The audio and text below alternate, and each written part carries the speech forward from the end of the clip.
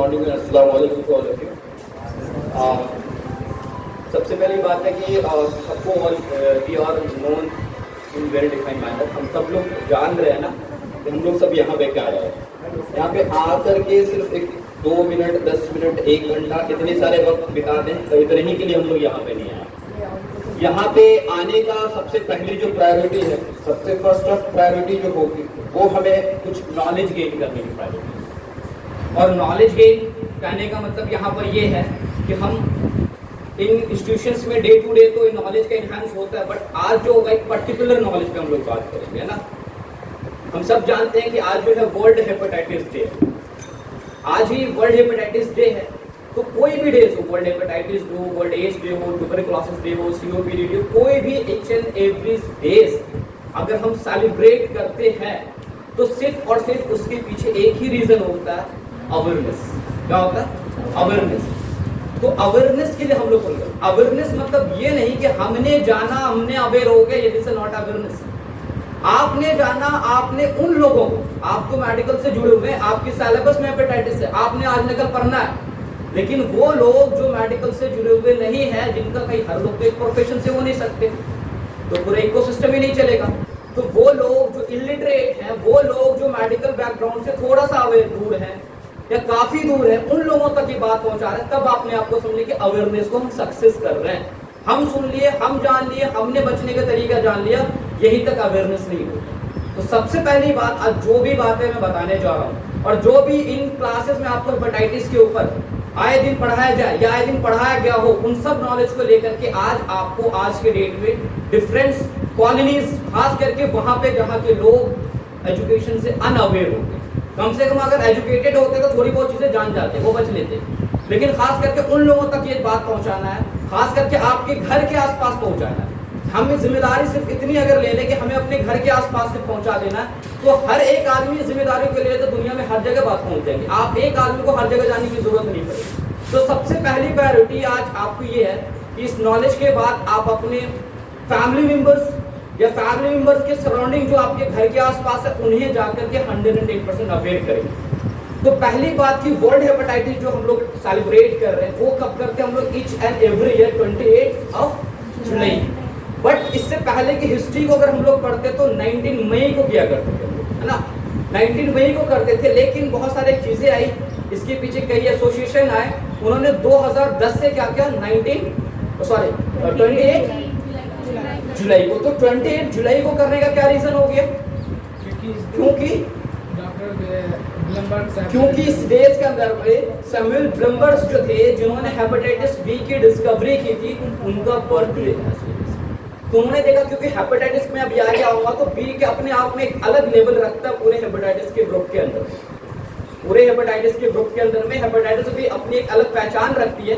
तो उन्हीं के बर्थडे के सेलिब्रेशन को लेते हुए, उस डेट को लेते हुए इन्होंने रखा गया कि 28 जुलाई एवरी ईयर हम लोग क्या करेंगे। 2010 के बाद से ये WHO ने रिकमेंड कर दिया कि भाई हम इसे अब सेलिब्रेट करेंगे 28। सेलिब्रेशन का मतलब सिर्फ और सिर्फ अवेयरनेस, खुद की अवेयरनेस तो है ही, पब्लिक अवेयरनेस हमें करना होगा। अब बात यहाँ आती है कि हमारे सोसाइटीज के अंदर जो हम हैं, सर्वाइव कर रहे हैं, जो हेपेटाइटिस है, it is a viral disease, सबको पता है। इस वायरल डिजीज में कितने टाइप के वायरस हैं, तो अभी सर ने भी बताया, ए है, बी है, सी है, डी है, ई है, एंड लेटेस्ट आइसोलेटेड ऑल्सो जी भी आइसोलेटेड है। लेटेस्ट में हमने देखा है कि जी भी आइसोलेटेड। तो ये डिफरेंट वायरस है। इन दो वायरस को हम मूड ऑफ ट्रांसमिशन के बेसिस पे, मूड ऑफ ट्रांसमिशन क्या होता है कि कैसे आपके बॉडी में आएगा, मूड ऑफ ट्रांसमिशन क्या होता है, कैसे आपके बॉडी में आएगा। तो मूड ऑफ ट्रांसमिशन के बेसिस पे दो कैटेगरीज में हम लोग ए और ई को एक साथ रखते हैं एंड रेस्ट ऑफ को एक साथ रखते हैं। यानी कि ए एंड ई है, उसके लिए हम मूड ऑफ ट्रांसमिशन हम लोग जब बात करते हैं तो कहते हैं ओरोफिकल रूट। ओरोफिकल रूट का मतलब ओरो मतलब ओरल, फीकल मतलब यहाँ पे फीकस स्टूल्स के सेंस में लिया जाता है कि मतलब अगर आप ओरोफिकल रूट से कौन स्प्रेड करेगा, ए एंड ई करेगा ओरोफिकल रूट से। तो मतलब यहाँ पर ये है कि यानी कभी आपके हाथ गंदे हो, आपके खाने पॉल्यूटेड हो, एंड आप जो चीज ले रहे हो अनहाइजीन वे में, आपका लाइफ स्टाइल अनहाइजीन मैनर में हो, तो आपको मोर एंड मोर चांसेस है किस चीज का होने का, हेपेटाइटिस ए एंड ई का होने का चांसेस। तो हमें सबसे पहले हम प्रिवेंशन के पॉइंट्स में एक बार आएंगे, लेकिन अभी आपको बताना चाहिए अगर ए हेपेटाइटिस से बचने का एक तरीका यहाँ पर है कि जहां मूड ऑफ ट्रांसमिशन जिस रूट से आना है उस रूट को हम क्या करेंगे, रोकेंगे, उस रूट को ही क्या करेंगे, बंद करेंगे।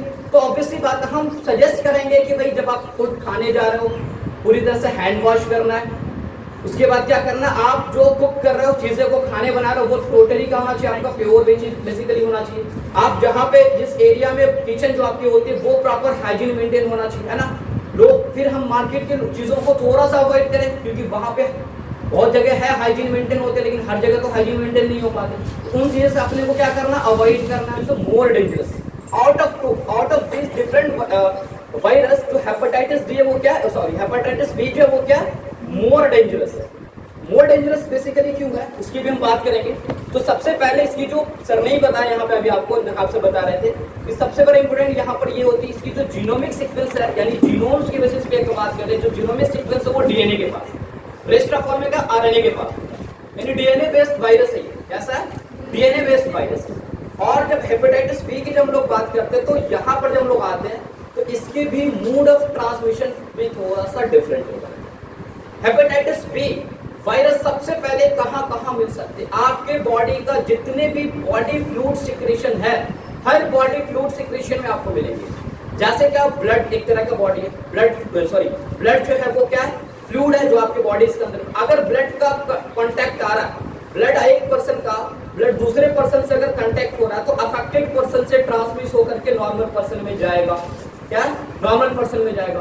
तो मैंने बोला ईच एंड एवरी फ्लूइड, वो परसेंटेज कम होता जाता है, लेकिन हर फ्लूइड में, जैसे आपके सलाइवा के अंदर हेपेटाइटिस बी मिल सकता है। जैसे अगर बेसिकली इवन दोस्त टूथब्रश, इसलिए हम लोग क्या करेंगे, टूथब्रश का शेयरिंग नहीं करेंगे। तो कहीं अगर आप होता है फैमिलीज में क्या होता है कि हमारे यहाँ वॉश बेसिन के सामने में एक ही तो स्टैंड होता है, उसमें सबके पूरे घर वालों का ब्रश होता है। हो सकता है कभी कभार सुबह उठे और नींद में अपना नहीं दूसरे पड़ोस वाला, मतलब भैया का कर लिया, अम्मी का कर लिया, तो दैट में शेयरिंग ये हो गया। आप ऐसा ना कोई चाह के शेयरिंग करेगा, अनवांटेडली शेयरिंग हो सकता है। या फिर अगर इतने पास ब्रश रहना तो क्या हो सकता है, पॉसिबिलिटी कंटेमिनेट हो सकता है। तो वायरस है ना, जो हम लोग कोविड में 4-4 5-5 मास्क लगाते फिर भी वायरस एंटर कर रहा है।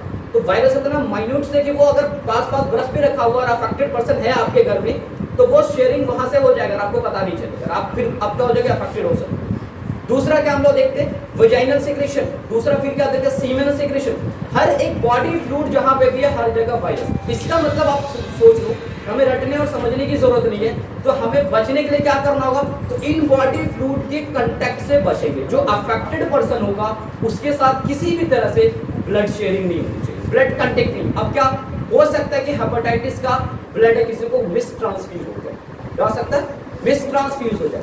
हो सकता है जो सैलून यूज करते हैं वहां पे ब्लड शेयरिंग कॉमन सा वहां पे हो जाता है ना, तो वहां पे कटफट लगा, उसकी वजह से ट्रांसमिशन हो सकता है। हो सकता है अगर चाइल्ड हो, कोई चाइल्ड है, क्योंकि अभी आगे मैं आगे बात करूं चाइल्ड में हेपेटाइटिस बी का कंसीडर इवन तो टिल बर्थ का टाइम पे भी हो सकता है, हम बात करें वहां पे। तो चाइल्ड है, बच्चे एक साथ तो खेलेंगे, ऑब्वियस ही बात है। मान लो कि बच्चे एक साथ खेला, हाथ कट गया, अफेक्टेड पर्सन था, दूसरे बच्चे को क्या हो सकता है, वो ब्लड कंटेमिनेशन में आएगा।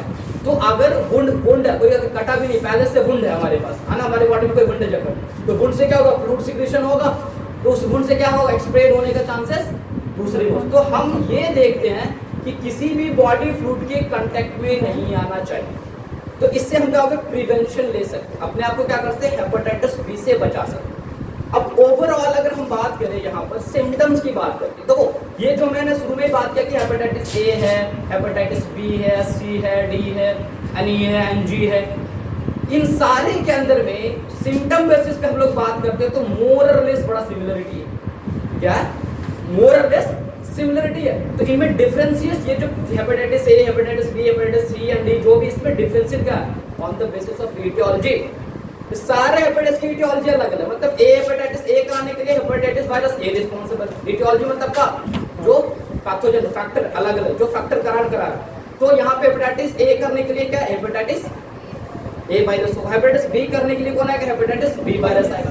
तो सभी की एटियोलॉजी क्या है, डिफरेंट है, बट मोर और लेस सिमिलरिटी बहुत कॉमन है। तो सिम्टम बहुत सिमिलरिटी है। तो हम सिम्टम की बेसिस पे अगर चाहेंगे डिफरेंशिएट करना तो it is a more toughest. क्या है, इसके लिए हम आएंगे डायग्नोस्टिक पोर्शन पे भी हम लोग आएंगे, वहां पे देखेंगे। और हेपेटाइटिस में हम लोग आ जाते हैं तो फिर हम डिवीजन करते हैं, एक्यूट एंड क्रॉनिक। क्या करते हैं, एक्यूट एंड क्रॉनिक डिवीजन करते हैं। तो एक्यूट एंड क्रॉनिक में हम कैसे करेंगे, हम लोग सब जानते हैं एक्यूट मतलब न्यूली एंड क्रॉनिक मतलब ओल्ड। बट यहाँ पे मसला था कितना है ओल्ड कितना न्यू। कितने ओल्ड, कितना दिन पुराना, कितना दिन है। तो हेपेटाइटिस में हम लोग टेस्ट करते हैं, एंटीजन टेस्ट करते हैं ना। किट में भी आप लोगों ने भी कर रहा, आप लोग का भी परफॉर्म हुआ लैब के अंदर में, सब लोगों ने देखा भी होगा। तो एंटीजन जो है भाई, जो जितने भी वायरस है ये डिफरेंट जो है ना, A N B N C, सब पे क्या है, सबका एंटीजन अलग अलग है। तो अगर किसी पर्सन के अंदर हेपेटाइटिस बी या किसी भी हेपेटाइटिस का वायरस का एंटीजन 6 महीने से ज्यादा आ रहा है पॉजिटिव, तो उसको हम क्रॉनिक में डालते हैं। कहाँ डालेंगे, कब डालेंगे, सालों साल रहती है। तो हेपेटाइटिस बी का एंटीबॉडी पॉजिटिव अगर 6 महीने के बाद आ रहा है, that is not confirmation of the chronic. Antigen अगर पॉजिटिव 6 महीने के बाद आ रहा है, that is a confirmation of chronic. तो सबसे पहली बात हमें बोला कि कैसे हम क्रॉनिक डिसाइड करें। तो क्रॉनिक डिसाइड करने के लिए हमारे पास जिस दिन फर्स्ट डे पेशेंट आएगा, उस दिन हम क्या करेंगे, उस डेट में हम लोग करेंगे क्या, उस डेट में हम लोग देखें, हम कंसिडर करेंगे आज के डेट में क्या है, ये पहला मंथ, पहला डे। यहाँ से फॉलोअप पे रखेंगे पेशेंट को कितने दिनों तक, 6 महीने तक फॉलोअप में। इवन फॉलोअप पे ये नहीं कि हम इंतजार करेंगे हाँ क्रॉनिक होगा, नहीं भाई, ट्रीटमेंट चलेगा, सब कुछ चलेगा। 6 महीने के बाद फिर भी अगर दैट इज कन्वर्टेड एक्यूट। तो ये क्रॉनिक और बेसिकली इसके बीच में डिफरेंस है। वैसे सिम्टम का भी बहुत सारी चीजें डिफरेंस आता है, बट डायग्नोस्टिक वैल्यू में हम बात करें, जो आपको डायग्नोस कंफर्मेशन देगा, डायग्नोस्टिक कंफर्मेशन देगा, वो आपका एंटीजन का कंफर्मेशन। फिर हम लोग बात यहाँ पर आते हैं सिम्टम। मैं बोला सिम्टम मोर और लेस सिमिलरिटी, क्योंकि हेपेटाइटिस सर ने बताया अभी आप लोगों को भी कि मतलब दैट मींस प्रॉब्लम का होगा लीवर, हेपेटाइटिस मतलब liver itis, that means inflammation. जो इन्फ्लेमेशन को अभी आप जा रहे हो बताओगे इन्फ्लेमेशन, हमें वहाँ इलिटरेट पर्सन के पास तो हमें नहीं बताने कि हाँ इन्फ्लेमेशन, वहाँ बताने की सूजन, इसे को हमें सूजन बोलते हैं। तो अगर क्या होगा, लीवर के अंदर सूजन हो रहा है किसी भी तरह का, that is hepatitis. Jaundice is also hepatitis, jaundice is also hepatitis category. But ये कि सबकी अपनी कैटेगरीज है, सबकी अपनी क्या, क्योंकि लीवर में इन्फ्लेमेशन किसी कारण से हो, या बैक्टीरिया से हो या वायरस से हो, जरूरी कि वायरस से होगा तभी हेपेटाइटिस हम बोलते जाएंगे, है ना। किसी भी कारण से हो, किसी भी कारण से लीवर के इन्फ्लेमेशन को हेपेटाइटिस हो। अगर ए लग जाता है, ए वायरस से बी लग गया तो वायरस से सी लग गया तो सी वायरस से, है ना। अब बात ये आती है कि सिम्टम, सिम्टम में फर्स्ट लाइन सिम्टम होगी पेन होगा। पेन का होगा राइट अपर क्वाड्रेंट पेन होगा पेशेंट, क्या होगा, राइट अपर क्वाड्रेंट में पेन लाएगा पेशेंट। और पेन के बाद आपको और क्या करना, जब हम प्रेस करेंगे तो प्रेस करने को बोलते हैं, प्रेस करने का पेन बढ़ता है उसको बोलते हैं टेंडरनेस। तो एक तो पेन होगा प्लस में टेंडरनेस, ओवर द राइट पे क्या मिलेगा, पेन मिलेगा, राइट ओवर में टेंडरनेस मिलेगा। फीवर आएगा, आईटी से इन्फ्लेमेशन तो क्या आएगा, फीवर आएगा। नॉजिया एंड वोमिटिंग, ये कॉमन सा सिम्टम है। लॉस ऑफ एपेटाइट, भूख की कमी होना स्टार्ट होने लगेगा, और भूख की कमी स्टार्ट होने लगेगा धीरे धीरे तो क्या होगा, वेट लॉस, वेट लॉस देखने को मिल सकता है। लीवर इफेक्टेड है, अब लीवर जितने कम, अभी सर ने आप लोगों को बताया एक निमोनिक्स की थ्रू फंक्शन, उसमें मतलब प्रोटीन सिंथेसिस की बात उन्होंने बताया। तो अगर प्रोटीन लीवर बना रहा है, लीवर किचन, मैं वही भी कहूंगा कि लीवर तो किचन सर नहीं बताया, तो जाहिर सी बात है आप अपने किचन को जितना अच्छा रखोगे उतने आपके पास फूड हाइजीन मिलेगी। तो इसलिए लीवर को बचाना हेपेटाइटिस के वायरस के अटैक से ही, हर एक अटैक से बचाना। आज भले हेपेटाइटिस की बात करें तो मतलब अपने बॉडी के किचन को जितनी चीजों से सेफ रखेंगे उतना हमारे बॉडी के अंदर जो किचन से मटेरियल बन के सप्लाई होगा वो हमारे तक अच्छा होगा और हमारी बॉडी को एनहांस करेगा ग्रोथ के अंदर। तो मैं बात यहाँ ये कर रहा था कि भाई लिवर में सिम्टम की मैं बात कर रहा था, तो क्या होगा, वेट लॉस होगा। अब सर ने मतलब प्रोटीन के फॉर्मेशन, तो जब लीवर गड़बड़ होगा भाई, जब आपकी फैक्ट्री गड़बड़ हो जाएगी तो फैक्ट्री के प्रोडक्ट क्या हो गए, गड़बड़ हो जाएंगे, प्रोटीन कम बनने लगेगा। प्रोटीन कम बनेगा तो प्रोटीन कम बनने से धीरे धीरे हम लोग देखते हैं हाइपो एल्बुमिनिया होने लगता है, छोटा। अब इसकी वजह से बॉडी में अलग अलग सिम्टम आए, क्या होगा, पूरे बॉडी देहात खुला हुआ मिलना, सूजन थ्रू आउट द सूजन, जिसको हम अपनी भाषा में एनासार का बोलते हैं। हो सकता है धीरे धीरे हेपेटाइटिस के पेशेंट को बहुत क्रॉनिक होगा तो पेट फूलना स्टार्ट होने लगेगा। पेट फूलने का मतलब यहाँ पे क्यों रहा, क्योंकि पेट के अंदर वाटर एक्यूमुलेट होने लगेगा प्रोटीन की कमी से, एसाइटिस जिसको हम लोग बोलते हैं। तो अगर हेपेटाइटिस का पेट वगैरह फूलना समझो ये अपने आप को क्रॉनिक स्टेज में जा रहा है, ऐसे सिम्टम की वजह से क्या बता रहे हैं, क्रॉनिक स्टेज में जा रहा है। अब बात ये सारी आगे सिम्टम की वजह से, इसे फीवर से फटिक, बहुत सारा थकन फील करेगा पेशेंट। तो ऐसे कई सिम्टम्स है जो आपको, अब ये सारा सिम्टम क्या होगा, ऑल एंड मोर और लेस सब, ए हो बी हो सी हो, सबके अंदर मोर और लेस क्या होगा, सिमिलर। तो ये तो खैर सिम्टम की बात होगी, तो हमने डिफरेंस कर लिया, डायग्नोस भी समझ लिया कहाँ से करना। अब एक्चुअल जो बेटर है आज के बाद, जो अभी आपको जिस पे वर्क करना है वो बात होती है प्रिवेंशन। एक सेंटेंस भी है, prevention is better than cure, कि आप अगर हेपेटाइटिस हो जाए और उसका बचाने के लिए पड़े हो, हेपेटाइटिस हो जाए इलाज कराने के लिए पूरे पड़े हो, तो उससे बेटर क्या था, बचाओ। जो आप बचाव कर लेते, तो बचाव कब लोग करेंगे, जब उन्हें पता होगा, जब वो अवेयर होंगे। अवेयर कब होंगे, जब हम और आप मेडिकल प्रोफेशन से जब वहां तक पहुंचेंगे, और सर ने बताया मिसल का थीम भी हमारा यही है कि एक पैरामेडिक्स को, एक नर्सिंग केयर सपोर्टर्स, जो primary health care supporters, secondary health care support सब मिलते हैं। तो बेसिकली हम यहाँ पे पैरामेडिक्स की बात करेंगे, नर्सिंग की बात करेंगे, इन लोगों को बेसिकली फ्रंट पे अभी आकर के और लोगों को भी अवेयर करते हैं। तो अवेयर के लिए हमें सबसे पहले अवेयर में क्या होगा, सारे प्रिवेंशन के रूल बताने होंगे।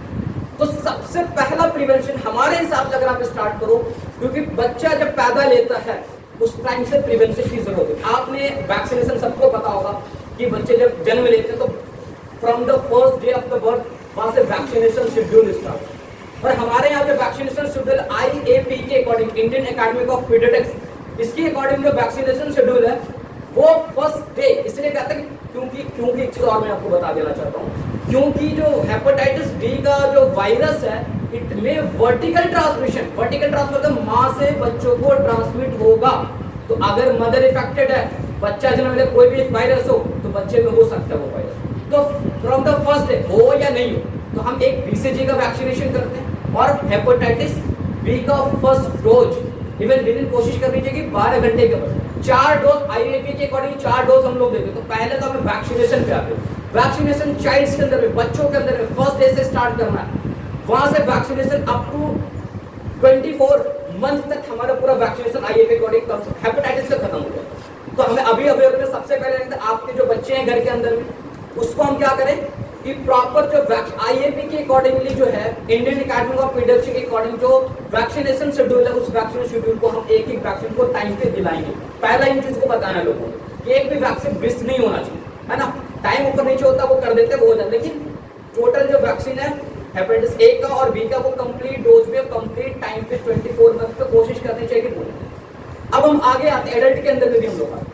अब बात यहाँ पर आती है कि बच्चों में तो सब डायरेक्टली चलो दे रहे वैक्सीन दे, जब हम लोग एडल्ट में आते हैं यहाँ पे वैक्सीन 2 वैक्सीन है, first month and second month हम लोग, और उसके बाद 6 मंथ के बाद एक बूस्टर, 6 मंथ से 4 to 6 मंथ कहते हैं, एक बूस्टर डोज लेना।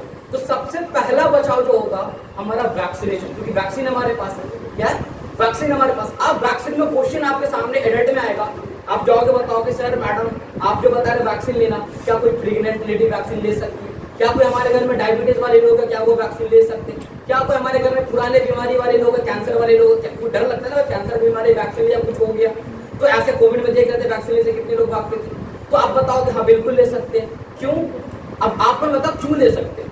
क्योंकि जो वैक्सीन है ये रिकम्बिनेंट वैक्सीन, जब वैक्सीन के टाइप आप लोग पढ़ोगे तो वैक्सीन होता है क्या, लाइव वैक्सीन होता है, वैक्सीन क्या होता है, एटीन्यूटेड वैक्सीन होता है, और एक वैक्सीन रिकम्बिनेंट वैक्सीन होता है। रिकम्बिनेंट वैक्सीन में हम लोग बेसिकली क्या करते हैं, बेसिकली बैक्टीरिया के एंटीजन वगैरह को ट्रांसफॉर्म नहीं करते, बैक्टीरिया से बेसिकली डीएनए से उसकी कोडिंग को एक्सट्रैक्ट करके हम एक फॉर्मेशन कराते हैं जो किसी भी इम्यूनो कॉम्प्रोमाइज लोग जो होते हैं, इम्यूनो कॉम्प्रोमाइज लोग को जो ऐसे बीमारी कुछ ऐसे जैसे कि इम्यूनो एड्स से पहले से, क्या वो आपको कोई कहेगा एड्स के वायरस है सर इसको हेपेटाइटिस बिल्कुल दे सकते हैं क्योंकि रिकम्बिनेंट है, ये आपकी बॉडी के इम्यून सिस्टम पे बहुत अटैक, क्योंकि वैक्सीन जो हमारे बॉडी में जाता है वो पहले का अटैक करता है, जब कोई वैक्सीन जो हम इम्यून पे जाके ताकि इम्यून सिस्टम उसके अगेंस्ट में क्या होता है, स्ट्रॉन्ग इफेक्ट दिखाता है और एंटीबॉडी बनाता है। तो अगर लाइव वैक्सीन जाएगा तो स्ट्रॉन्ग इफेक्ट दिखाएगा, एटीन्यूटेड जाएगा थोड़ा सा कम, और जब एटीन्यूटेड जाएगा थोड़ा सा, रिकम्बिनेंट अगर हमारे पास आता है तो लेस इफेक्ट बेसिकली। तो इम्यूनो कॉम्प्रोमाइज के जो लोग होते हैं, डायबिटिक होते हैं, लेडीज प्रेग्नेंट है, ऑब्वियसली बात है प्रेगनेंसी में बहुत सारे कंट्राइंडिकेशन होते हैं, बट हेपेटाइटिस बी के वायरस ले सकते हैं। तो ये सारी चीजें आप वैक्सीनेशन के शेड्यूल में जब लोग आएंगे तो उनको वैक्सीनेशन के लिए बताएं।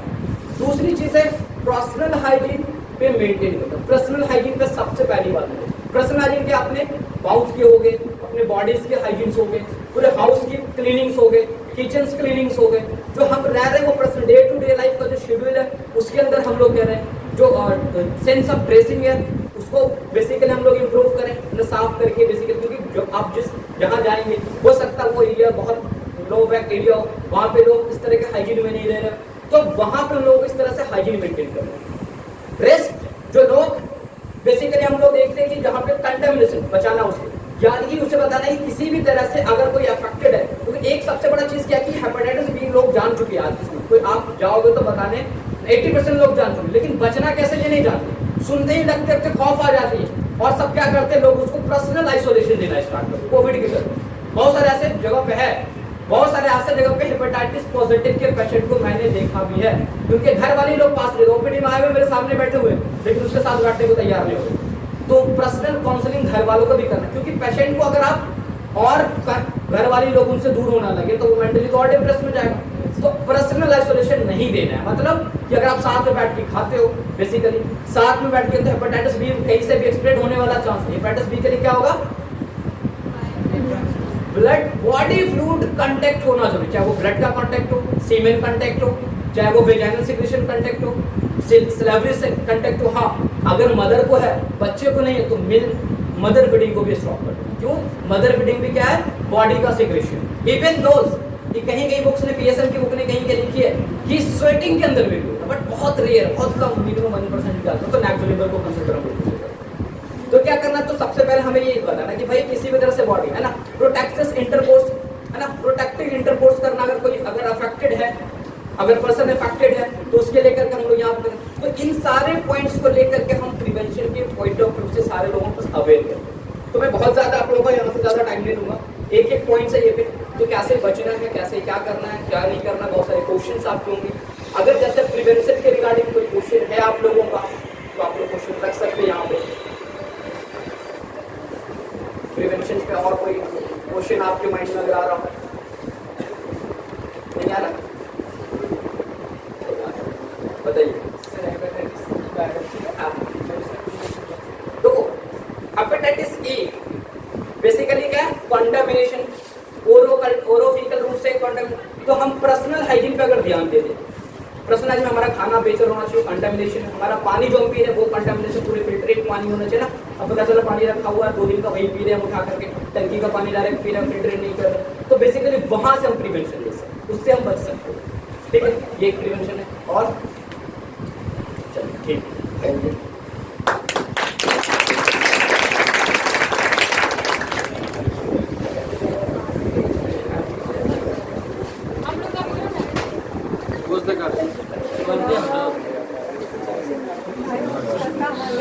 बोला था